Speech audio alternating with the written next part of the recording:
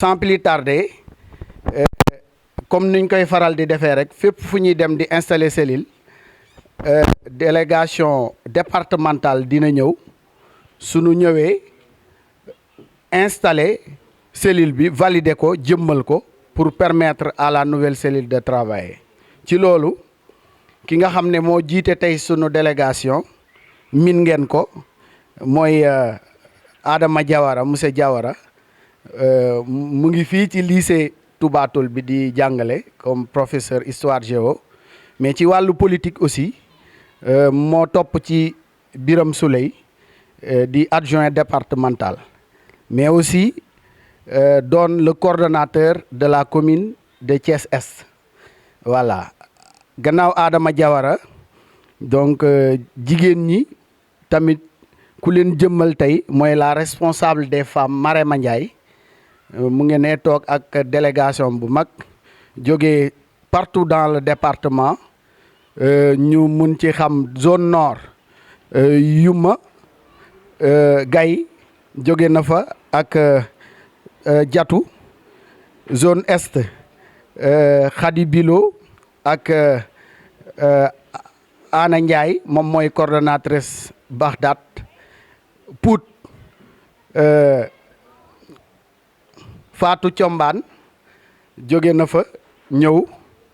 mais aussi Corongom moom mooy responsable des femmes zone nord moom it mu ngi suñ délégation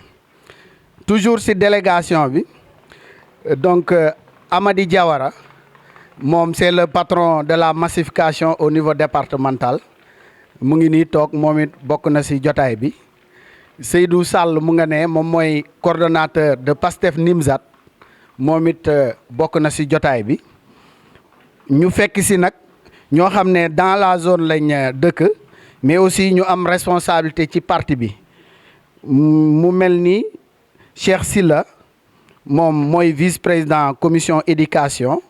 donc bu Pastef dans le mouvement des cadres mais aussi moom mooy chargé de communication bu Pastef Saint-Louis monsieur Silla mu ngi nii toog bokk na ci délégation bi mais aussi Mame Ngor Diouf moom bu Kër Thiaf fii seen côté mu bokk ci mouvement des cadres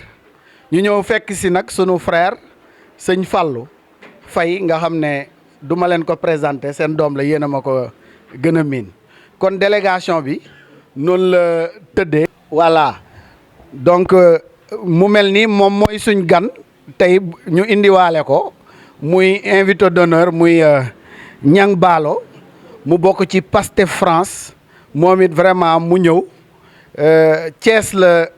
dëkk la cosaanoo mais dafa ñëw rek vraiment comme liggéey bi moom ñoom ñu ngi ciy liggéey bu am solo mais dafa ñëw rek vraiment ñëw ci terrain bi ça montre que engagement am vraiment ak détermination mu gunge ñu tey vraiment ñu koy rafetlu bu baax a baax moom it mu nga ne bokk ci délégation bi kon sans plus tarder balaa ñoo commencé jox sëñ Fallou mu dalal gan yi dañuy jóg ñun ñëpp vraiment exécuter su amoon DJ sax dañuy dugal son bi mais on va essayer vraiment de dérouler les voix avec l'hymne national.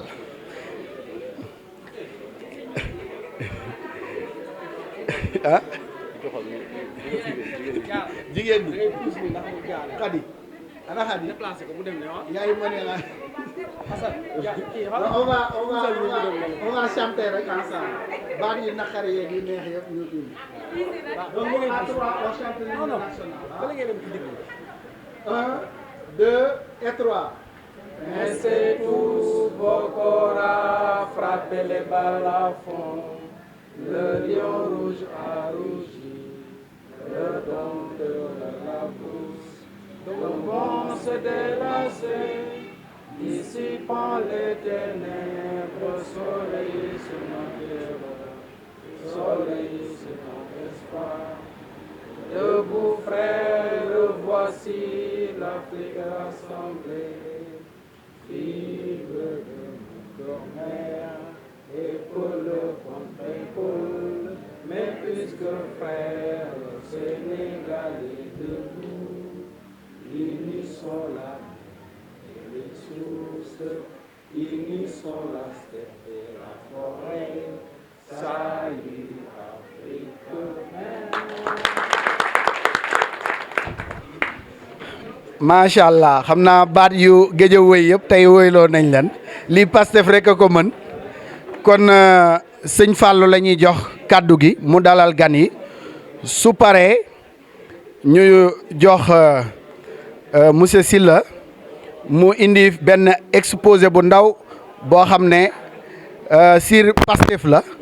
ak situation actualité peut-être nationale gannaaw moom monsieur Diawara dina indi benn contribution ak jigéen ñi aussi Marema Ndiaye dina indi moom it contribution am suñ paree ci loolu nag su amee laaj ñu recueillir ko su amee contribution su guddiwut aussi dinañ ko recueillir gannaaw loolu nag dinañ recevoir proposition bureau cellule bi su ko defee ñu valider ko installer leen su ko defee mbir mi jeex. asalaamaaleykum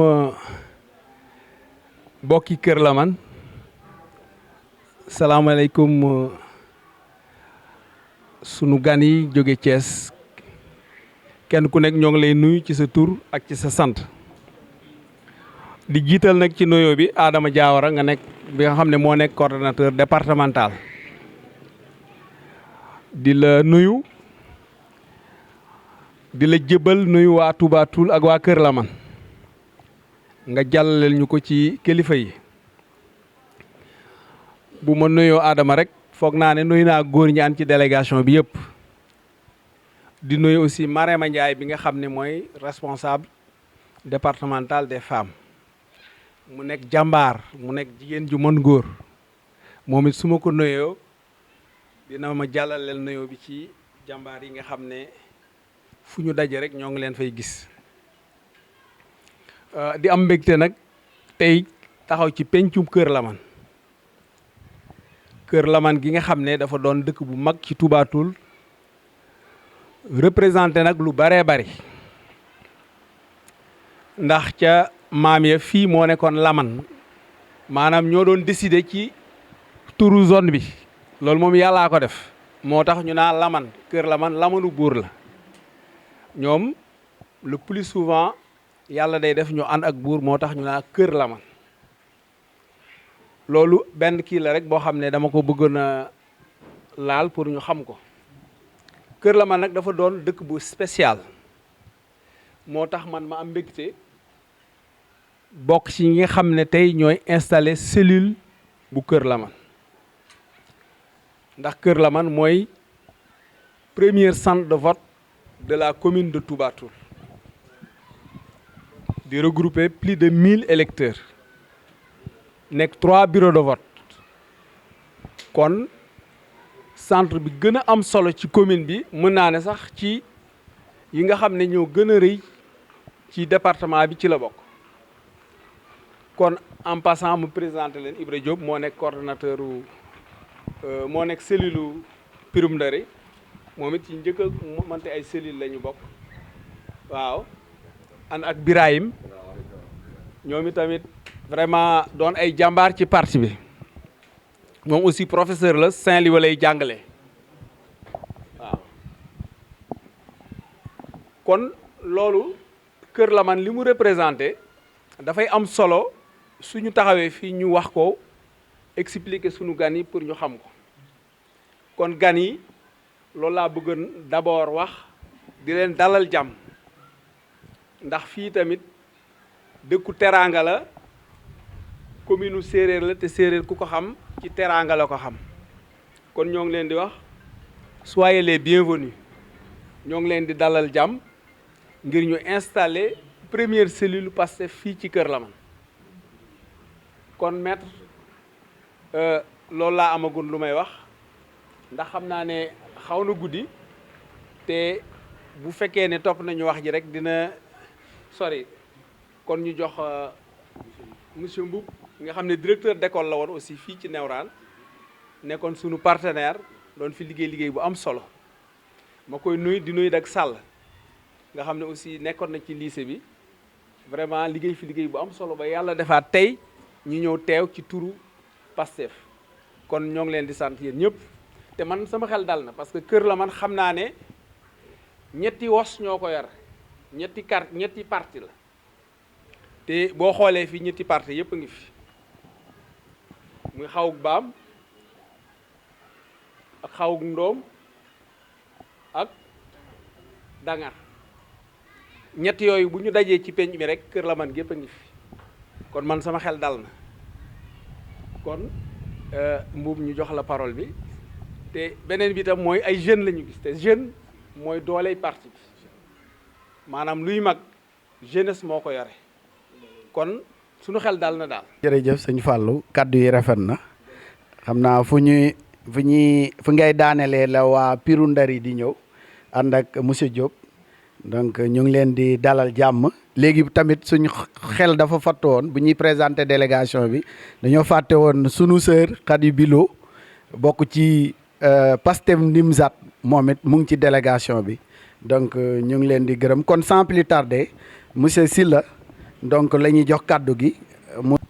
merci beaucoup monsieur Mboup asalaamaaleykum wa rahmatullah ñu ngi leen di nuyu kenn ku ci nekk ci turam ak santam di doore ci nuyoo bi gan ñi nga xamante ni ñëw nañ tey fekk ci waa Touba Toul ak li ko wër yëpp di commune bi di jiital ci nuyoo bi ki nga xamante ni mooy l'adjoint du coordonnateur départemental muy monsieur Diawara ak ki nga xam ni mooy coordonnateur Pastef Touba Toul muy monsieur Faye ak soxna yi ànd ci délégation bi ak ñëpp donc bu ñu limee dañuy jum di wax ni je me présente je m'appelle maa ngi tudd Cheikh Sylla maa ngi dëkk ci commune bi dëkk bu naan ci la buubu bokk ci mouvement national des cadres de Pastef nekk le vice-président de la commission éducation nationale de ce mouvement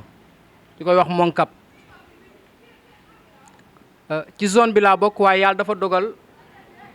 sama liggéey yóbbu man Saint-Louis te dañuy wax ne patriote moom fépp fu mu nekk patriote la fa ndax en général fi ngay passer beaucoup plus de temps foofu nga gën a mën a activer xëy na loolu moo tax suñu présence ci zone bi demewul ni mu war a demee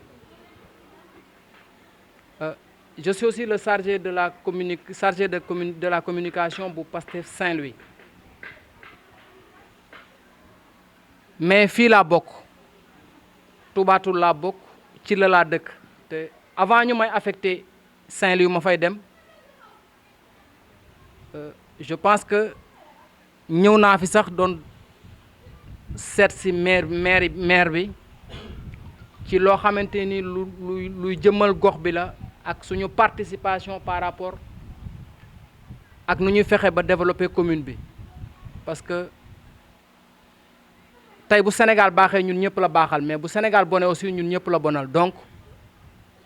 engagement patriotique bi ni war a njëkk a am mooy bu liggéey jotee ak fu mu mën di nekk bu nu waree dem liggéey pour mu baax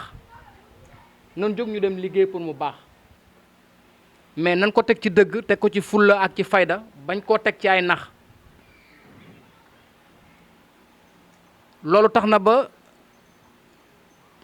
ñu créé woon benn mouvement bu tudd booloo liggéey sunu gox bu ci la boobu donc boobu on avait comme idée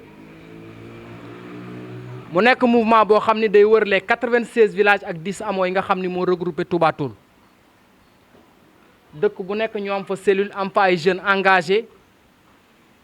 ñu mën a xool naka la ñuy def pour wuti ay projet indi ko ci zone bi pour développer cette zone là parce que damay wax ni bu localité yi village yi bu nu développé woo parce que on peut pas construire un pays tey di commencer ci cat li di wàcc tey loo mën di defar ci àdduna ci suuf ngay commencer ba ci tabax sax da ngay gas fondement jël ay brique teg ba mu dëgër nga soog a yëkkati boo dee teg étage boo dee def gratte-ciel wala boo dee def immeuble nga soog ko def donc on peut pas construire un pays di tàmbalee ci kaw muy wàcc ci suuf et dommage que au Sénégal loolu lañ fi gis mooy des njiit yoo xamante ne nii xëy na tey seen gis-gis moo gàtt soit ñaar mooy am soit day fekk ñu nekk ñoo xam ni seeni gis-gis mooy gàtt wala mu nekk ñoo xamante ni dañuy def li leen neex ngir seen propre intérêt te buñ ko seetee ba ci biir peut-être ñaar yëpp mu ngi ci d'une part mooy seen ay propre intérêt moo tax tey leen war a def ci dëkk bi leen war a def ci réew mi defuñu ko d'autre part aussi xëy na parce que jàng taxut am xam-xam ami diplôme ak am xam-xam dafa wuute nit dina bari diplôme lool fekk na boo fëggee bopp bi doo fa fekk dara xëy na loolu aussi mën na leen a dal mais ñuy wax ni tey bu ñu xoolee historique gu Pastef ak fi Pastef jógee ak fi mu agsi tey jii dañ ko basé ci ñaar mooy un parcours ak discours parce que tey damay faral di wax ni le président Ousmane Sonko defalul sénégalais yi dara déedéet gënuñu aussi déedéet mais sunu borom moo dogal lu matut fukki nit ak ñett toog li leen ñoroon mooy xool Sénégal li fiy dox ñu fexe ba mu gën a dox li fi doxul ñu dénoncé ko ñu toog ci seen biir yàgg koo def nag di bind ci li nga xamante ni nii mooy liy gàllankoor réew mi tey walla li nga xam ni moom la sunu njiit yi di def di jël suñuy ressources di ko jaay di jël avenir u jeunesse sénégalaise di ko jaay terewu leen ñu nekk ci biir fonction publique nekk fa ay kilifa di fa liggéey mais bu nu gisee lu ñu war a xeex dañ koy xeex te ku nekk ci dëgg waloo ragal tey xëy na ñoom bu fekkoon ragal nañ wala ñuy xalaat seeni poste wala ñuy xalaat seen famille wala ñuy xalaat ëllëg ñu dàq leen ñu perte li ñu am lépp ci ay privilège xëy na tas tey Pastef du juddu ba agsi tey fi mu agsi donc ñooñu ñu ngi leen di jaajëfal bu baax a baax mais leen rek leen ci leen ko tegoon mooy dëgg moo leen taxoon a jóg ak bëgg lu baax ak bëgg Sénégal bu développé. rafetlu aussi présence su monsieur Ablaye Sène cellule Refane Boss waaw. te démb rek Rwanda amoon nañ presque 1 million de morts en 94 ñu jóge ci rayante bu nga xam ne permettre na leen ñu jël conscience xam ne doomi réew mooy tabax réew comme suñu maam la jor noonu doon ko waxee waaye doxandéem du taxaw tabax réew waaye dëkk bu nga xam ne également da ngay gis ñu ne la yéen a ngi bokk ci ñaar fukki réew ak juróom yi nga xam ne ñoo gën a dellu gannaaw te nag li ci garaaw mooy ñuy gën di dellu gannaaw di dem suñu loxo yëpp ñu tegal def ko ci tàllal loxo le aide publique au développement tey loolu moo war a jeex ci réew mi te loolu pour mu jeex ci du lenn lu dul nguur yi nga xam ne lépp lu ñu leb ñu aakimoo ko jëndee ko ay kër yóbbu ko ci kiwu tubaab ya nguur yooyu ñu mën leen identifier mën leen fee jële teg fi ñu nga xam ne non seulement dañoo yeewu mais di yeete parce que li tax mu am solo dañuy yeewu di yeete waate loolu moo am solo parce que la jeunesse doit prendre ses responsabilités nous avons aujourd'hui une jeunesse bu nga xam ne pour la plupart du temps suñuy njiit buñ demee ba xam ne jaaxle nañ rek ñu jox ay promoteurs de lutte ñenn ñi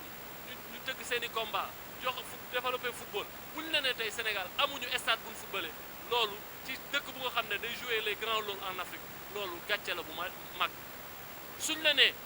def nañ ñaata milliards ci arène nationale def nañ ñaata milliards ci stade olympique bi nga gis ne booba boo demee l'hôpital bu baax amul Sénégal tey jii ñoom ñëpp ku ci feebar da ngay dem Maroc faju ji nga dem France faju ji moo tax Covid bi quelque part en toute chose malheur est bon parce que tëj na leen ci réew mi ba ñoom ñëpp fii la ñuy deewee léegi ñoom ñëpp France lañ doon deewee wala ñu dem deewi Maroc ndax loolu ndax hôpital bu baax amul ci réew mi ca loolu bu ñoom buñ bëggee noppalu wala ñu buñ bëggee ndaataantal wax dañuy dem ca dëkk yooya dem fa comme touriste jël alal réew mi di ko pasare jox seen i doom ay passeport diplomatique ñun boobu suñu jeunesse pour la plupart du temps ñu ngi ci réew yi ñenn ñi jóge nañ Touba dem Dakar ñii di raxas oto ñenn ñi di daan seen doole foofu ñoom ñëpp quitté seen suuf dem ndax lan fañ dëkk gisatuñu fa seen yaakaar donc loolu moo war a jeex ci réew mi xam ne fu ñu mënti nekk tey jii ci suñu gox-goxaat mën nañ defaraat suñu réew sànq da ngeen wax lu am solo Touba Toul dafa bokk ci dëkk yu gën a stratégique ci Thiès stratégique parce que boo jógee Thiès di ñëw booru Bawol wàccuwaay bi njëkk mooy wàccuwaayu Touba Toul foofu nga autoroute bi ci nga amee possibilité wàcc nga dugg fi gis fi suuf su nga xam ne non seulement tàlli na mais suuf su nangu mu nekk lu ama am solo pour le développement benn localité. mais bi ci des mooy marché bi gën a am doole gannaaw marché Diaobé nekk biir Touba Toul ñëpp di jóge ci Sénégal fu ne di ñëw Touba Toul di fi approvisionné boo ñëwee Touba Toul marché bi pour nga gis fa sax gaanuwaay dina jafe bu duggee ci biir marché bi nga gis ni amul benn infrastructure marché bi amul lenn lu muy jural waa Touba Toul lu nga xam ne nit war na ko mën a gis du ci santé du ci éducation du ci lenn loolu moo tax nag nit ñi war a yeewu xam ne politique du ñëw di joxe ay nag politique du ñëw di seddale xaalis politique du dem ci ay dëj mais li ñëpp bokk foofu la ñuy investir ba nga xam ne doomi Touba Toul jigéenu Touba Toul ndawi Touba Toul ñoom ku ci bëgg a faju di nga faju ku ci war a jàng di nga jàng ku ci bëgg a liggéey di nga liggéey ku ci bëgg a def sport di nga mën a am foo xam ne da nga ko ba def basket di nga fa def gymnastique lépp loo bëgg a def nga mën ko fa def mais doomu Touba Toul ñu leen rendre compte ci gestion bi am ci Touba Toul te loolu mooy li nga xam ne Pastef moom lay prôné di leen woo la jeunesse ñu yeewu xam ne seen avenir kenn du leen ko defaral. musuma politique ah Pastef ci la politique j'ai œuvré pendant 28 ans 26 ans dans le développement mais j'ai jamais fait de la politique parce que idéologie bi ñuy def originalité bi moo ma tànte parce que dëgg dama koy wax dëgg su jibee nopp koy dégg xel faram fàcce ko xool nangu ko denc ko bu eggul ci xool la du dëgg dañu yàgg berne fi ñu jaar du yoon wi ñoom te ñoo ko tey nag dox ci sunu kaw dund ci sunu kaw di nu réeral di nu sànq sunu njaboot yi rek lañ ci jub dafa laaj xale yi yeewu jóg taxaw jàng li ñu war a jàng ndax jàng nit askan soo koy jàngal da nga koy jàngal li mu war a jàng mu koy jariñ mais du tàpp paate jàngal suñu doom bi brutalité et c'est pas le bon chemin dugal la ci oto jox la xaalis mais hypothéquer say avenir u doom say sët say sëtaat say sëtër ñi ba kañ dafa war a jeex nit ñee war a jóg taxaw xam nga baat bi ñuy wax la démocratie demos kratos ça se définit en wolof mais duñ ko jàngal suñu doom yi ndax bëgguñu ñu xam ko nguuru askan wi jaare ci askan wi ngir askan wi baat bi askan wee ko yore ba askan bi nag baat boobu mu yore dafa war a xam valeur baat boobu kan la koy jox est-ce que kii li may wax jar na jox baat waxi kese nit ñi dañ ko war a romb yéen ndaw ñi nag ñun ñi ay mag lañu parce que jeexal nañu ndax sonn nañu xalaat nañu liggéey nañu wax nañu mais yéen a war ne taxaw jàng am fulla am fayda kii wax na ko sànq directeur monsieur Sylla teel a bindu ji jël seen carte yi te vérifier vos cartes d'identité parce que des fois carte yu bëri dañ la koy jox jour vote ba doo voté xool ko ñii xobaleen fi teg xobaleen fii dindi seen i njuuj naaj nag yenn saa yi mu may leen lu ne mais bu xob yi baree te takkar naa seen njuuj naaj du ci mën dara te nag li may dolli encore toujours mooy seen sœur yi ca kër ya seen yaay yi il faut ngeen wax ak ñoom parce que kër gi su fa yaayee papa nekkee ak nijaay dégg nga maam xale yu góor yi di wax ak ñoom teg ci seen loxo lu yenu maanaa fu ñu teg seen tànk ñu jàppale leen. ça responsable massification Modou Sène Diouf ana Modou Sène Diouf responsable des femmes Seynabou Dione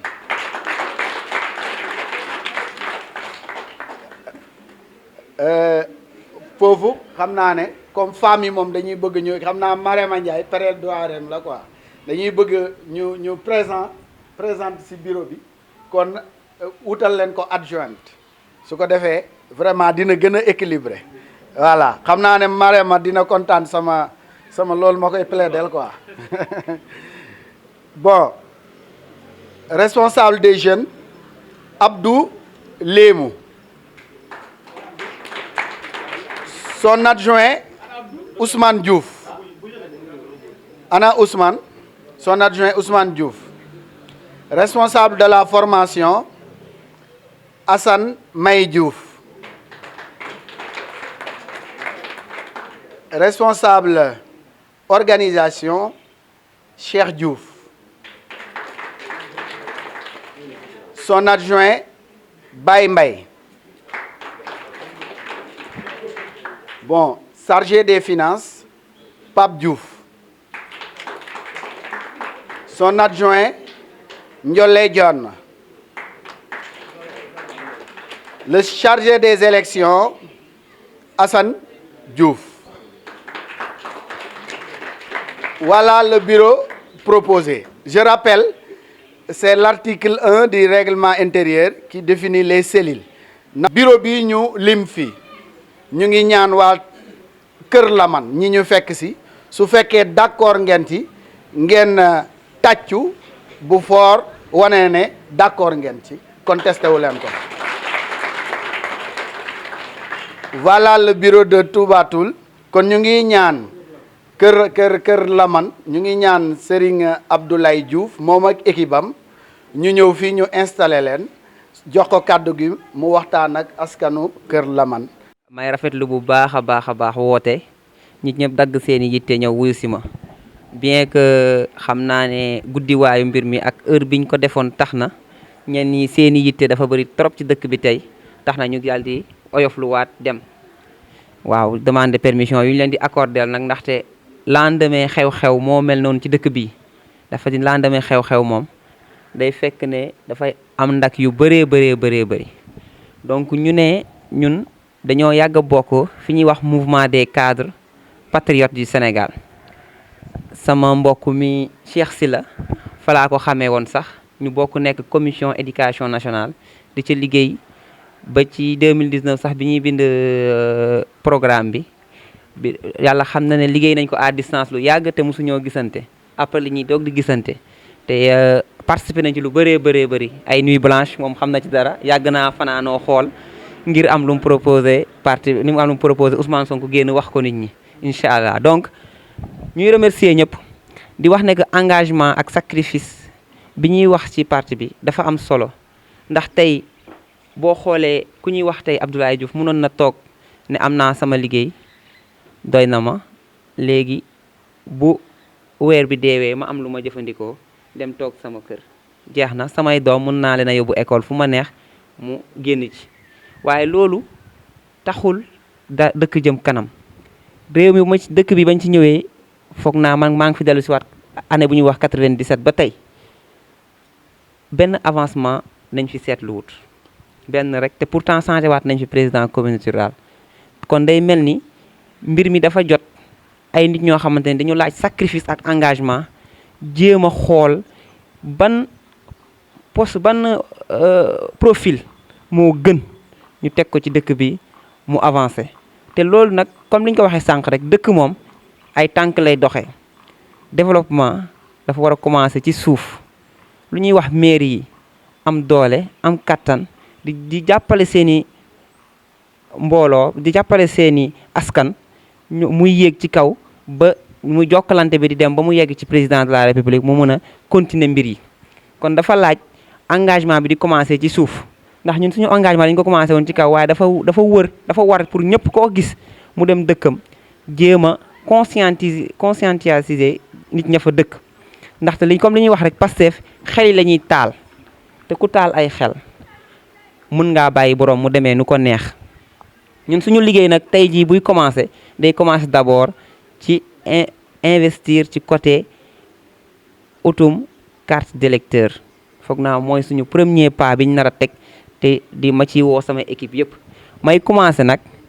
di jaajëfal ñëpp tey jox parole bi d'abord suñu responsable des femmes mu sànni ci quelques kàddu ngir dalal nit ñi. bon asalaamaaleykum waa Touba Toul Kër Laman waa Thiès bàyyiwuma kenn suñu naataango yëpp kenn ku nekk maa ngi lay nuyu sa tur ak sa sant waaye maa ngi jéglu kàddu gi jib parce que su Ablaye jógee sama frère la kon warutuma am leen lu may wax waaye maa ngi sant ñëpp di gërëm ñëpp wasalaam. waaw kon ñu ngi lay jaajëfal bu baax a baax ñu am nag benn responsable des élections ñu jëm ay élections yu am solo ma koy jox kàddu gi muy professeur moom tamit sànni ci quelques kàddu balaa ñoo ñaanalante incha allah. asalaamaaleykum ginnaaw bu nu sant yàlla julli si yoneen bi maa ngi leen di ziare yéen ñëpp yéen ñi teew fii di leen remercier seen engagement bi ngeen def fii tey rawatina la commission départementale de Thiès en collaboration avec la commission nationale ñëw fii si pencum Kër Laman je crois que c'est la première fois qu'on a fait ça une cellule du PASTEF de Touba Toul ici à Keur Lamane. Donc maa ngi rafetlu bu baax a baax donc di jéglu nag ci français bi xam dama nekk jàngalekat un professeur de sciences physiques là-bas dans le département de Guédiawaye à Dakar. Bon defe naa ne foofu laa jëkk a milité depuis 2015 avec PASTEF. Donc ici c'est la première fois ma ñëw fii ci Keur Lamane di fi milité waaw. Di remercier aussi sama grand frère avant tout monsieur Fallou Faye ci tax tamit ma ñëw fii tamit di liggéey ak sama petit frère yi. ñoom su leen neexoon ñu ne ma ñëw maa leen jiite mais maa leen ne jël leen lépp ma ànd ak yéen ñu liggéey su ma neexoon tamit ma ut selit mais dama leen lépp ñoo ko bokk nanu ànd liggéey su ko defee PASTEF am fii dara ci Keur Lamane waaw loolu la rek donc maa ngi rafetlu acte bi vraiment kon donc ce qui reste jeunesse bu mën di nekk fii ci penc mi rawatina ñeneen ñi nga xam ne ñu ngi ci kër gi nañu fexe ku nekk am carte électeur gi ñu commencé liggéey bi loolu rek moo fi des parce que la balle est dans notre camp donc wasalaam. kon ñu ngi jaajëfal ñëpp incha allah. ok d'accord sëñ bi daf ci bëgg a yëkkati tuuti kàddu donc ñu jox ko rek après sëñ Fallou nga ñaan après. bon asalaamaaleykum samay mbokk yi Keur Lamane maa ngi leen nuyu yéen ñëpp ku ne ci tur ak santam bon di nuyu suñu invité yu jóge Thiès. di nuyu suñu coordinateur communal muy monsieur Fallou Faye di nuyu samay membre bureau yu ma bokkal bureau cellule PASTEF Keur Lamane man nag maa géré massification parti bi fii ci Keur Lamane dina xamal ne Keur Lamane mooy premier village boobu ba ëpp ay inscrits ci liste électorale yi parce que fii ngeen gis nii ci penc mi nii fii 3 bureaux de vote moo fi am te bureau de vote bu ne y a plus de 300 inscrits votants yi day mot ay 200 votants bépp chaque bureau kon 600 votants war nañ koo lijjanti fii te man sama rôle mooy massifier le parti ici à Keur Lamane te dinaa ci béy sama waar incha allah rabbi ak aussi ci suñu équipe bi yi ñun ñëpp ku ne liggéey ci li nga ci war a liggéey au soir des élections que ça soit local législatif ak présidentiel parti PASTEF gagné ici à Keur Lamane parce que Keur Lamane c'est vrai Touba Toul bay nay village yéen a ngi dégg certes ñu naan Touba Toul plus de 100 villages la mais ma leen leeral ne Keur Lamane mën naa électorat bi fi ne mën naa rassembler plus de 10 villages parce que car macha allah catuuma ñu suñu bopp mais dañoo xaw a sakkan kon nag fii mooy këru Touba Toul kon nag suñu rôle principal mooy rente ko gagné les 3 bureaux de vote avec 600 électeurs loolu incha allah rabbi man ak ñi ma àndal dañ ci taxaw na ci li ñu mën. nag damay tàmbali di présenté wu rek Ndiang Ballo nag laa tudd bokk ci PASTEF Diaspora France man nag damaa yor ñetti mbaxane nekk responsable cellule bu Haute-Savoie nekk tamit responsable massification bu la région lyonnaise waaye teg ci niveau national nekk tamit ci l'école du parti di am mbégte nag teew fi tey daanaka maa ngi koy wax Marème bi ñuy dugg léegi ma ne ko fii de neex na ma xam naa nag bu ma ci jógee dinaa ci wax ak yow ñëw am fi dëkkuwaay ndaxte c'est la première fois ma teg tànk fii mu doon dëkk bu ma neex gis naa tamit jeunes yi ni ñu toogee mu doon lu rafet ñu nag ci diaspora bi lañ nekk di political PASTEF nekk ay ndaw ñu ngi soog a militer nag ci parti bu njëkk ba dañ daan toog di bàyyi mbiri ñu koy doxal nu leen neexee waaye dañoo gis parti bi nga xam ni moo mën a doxal Sénégal ndax ñun fa ñu nekk ci bitim réew dañuy ruus suñu njiiti bu ñu ñëwee di layam-layami di topp tubaab bi Ousmane Sonko nag dafa ñëw dooleel ñu may ñu fulla jox ñu benn fugg ba tax tey jii nii diaspora ñun dañ fa taxaw am fa doole ba tey jii nii dañuy xëccoo sax ak waa Sénégal naan Pastef ñu ñooy borom d'ailleurs sax loolu laay waxtaan ak sama jigéen bi nii ngeen toogee nag rafet na lool. kontaan nañu bu baax a baax sunu xelit dal na ndax ni ngeen ko waxee nun sunu wàll jeex na daanaka lu leen di gunge rek bu doon ni course bi naa relais la on ne tient que le relais pour vous passer ça kon am nañu bégte trop parce que li ñu gis ci suuf ci jeunesse bi dal na sunu xel kon ñu def ñaan ndax guddi na